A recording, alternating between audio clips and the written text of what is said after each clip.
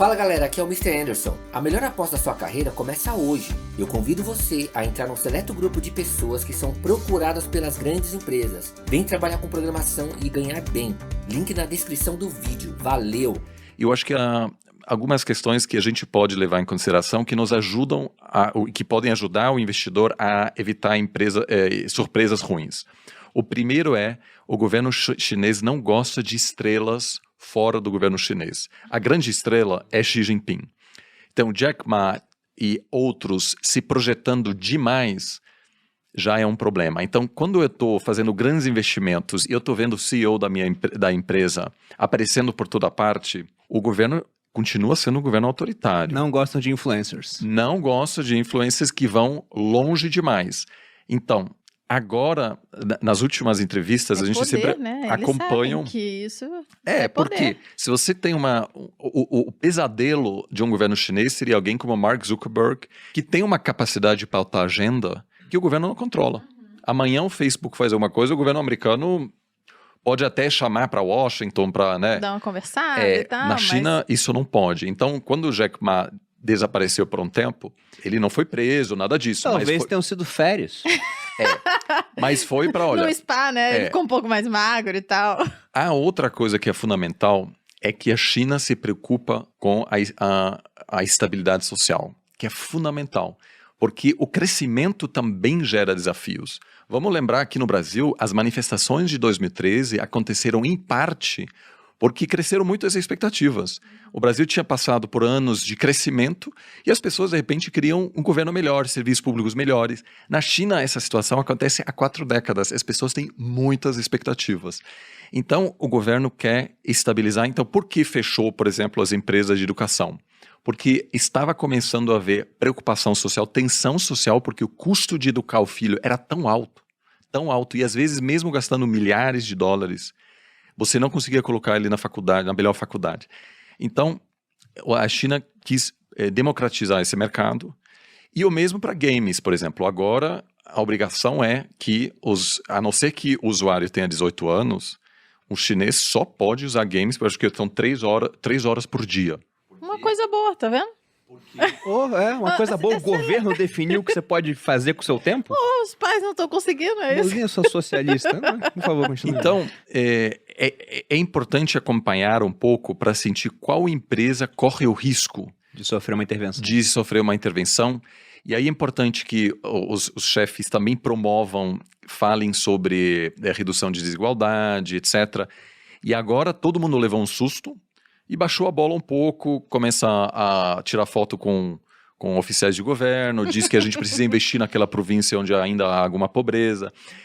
E alguns CEOs foram longe demais, e eu acho que é uma boa maneira da gente definir quais outras empresas podem sofrer uma intervenção. Isso é muito interessante, mas eu gostei do seu comentário sobre a parte de educação. Você acha que a intervenção na educação veio apenas por conta do custo da educação que era mais alto, ou o governo chinês estava observando que talvez estivesse perdendo o controle do setor da educação? Porque se você perde o controle do que é ensinado para o jovem, né, daqui a pouco esse cara para de acreditar naquilo que o partido acha que é interessante que ele acredite. Eu acho que foi isso um pouco, mas o fator principal é que pesquisas mostraram um descontentamento com um excesso de competitividade. Assim, havia muito... E eu, inclusive, falo com alguns colegas que, bom, todo mundo só tem um filho, né? Agora mudou, mas vai ser difícil porque toda a estrutura, toda a cultura... É tudo feito para isso. É tudo feito, os apartamentos, né? Vamos dizer, os quartos de hotel, é tudo feito para 3 pessoas. Então, a pessoa com 2 filhos já não se enquadra muito bem. E então, o custo para mesmo financiar uma pessoa, e é realmente... Os meus alunos reclamam, falam, professor, eu estou estudando muito, etc. Quando eu ouço, né, do pessoal na China, não tem um final de semana livre durante toda a graduação. É uma relação louca, porque precisam entrar nas melhores empresas, que são processos seletivos extremamente competitivos, e aí eles recebem esse apoio durante né, a escola secundária também. Isso tem gerado muito descontentamento, então acho que foi, acima de tudo, uma tentativa de baixar um pouco né, de endereçar esse problema que começou, sobretudo nos centros urbanos, gerar alguma tensão social. Em termos políticos, porque essa parte de governança é muito importante, já que você tem um partido todo poderoso que pode intervir em vários setores da economia e algumas vezes com intervenções, digamos assim, draconianas, que é proibir o lucro, e isso afetaria pra caramba os investidores.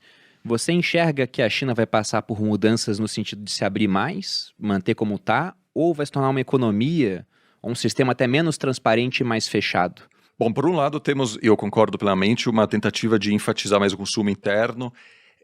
Eu também acho que esse período que marcou muito os últimos 30 anos, basicamente, de que havia uma integração grande entre a economia americana e chinesa, está chegando ao fim. A partir dos anos 80, na verdade, dos anos 70, mas sobretudo 80, 90 e 2000, quem dominava o processo decisório em Washington em relação à China foram os chamados panda huggers, ou seja, os abraçadores dos pandas, que tinham uma visão muito otimista em relação à capacidade americana em trazer a China para dentro do sistema econômico liderado pelos Estados Unidos. Achavam que ia virar uma democracia, alguma coisa assim também? Sim, que também a liberalização econômica ia produzir uma liberalização social e política.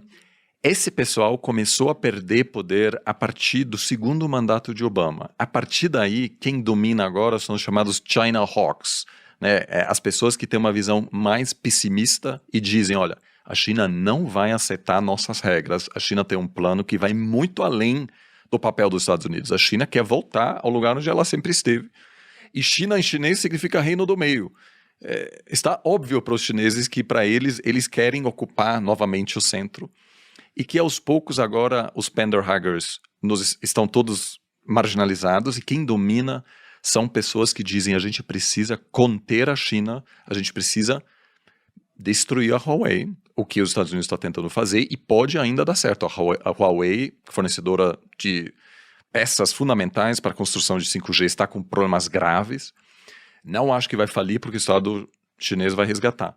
Mas a tensão entre as primeiras, as maiores duas economias do mundo vai aumentar e isso vai ter um impacto sobre a economia global e pode, me parece, afetar a relação entre os dois. Agora, não acho que a economia chinesa vai se fechar, inclusive a China acabou de pedir adesão ao maior acordo comercial do mundo, que é a parceria transpacífica, que inicialmente foi criada para conter a China pelos Estados Unidos. Aí o Trump, no primeiro dia de governo, retirou os Estados Unidos e agora a China está no processo de se abrir. Eu não acho que a China vai se fechar porque, diferentemente dos países ocidentais, a população chinesa não é contra o comércio. Não tem um movimento anti-globalização ainda na China.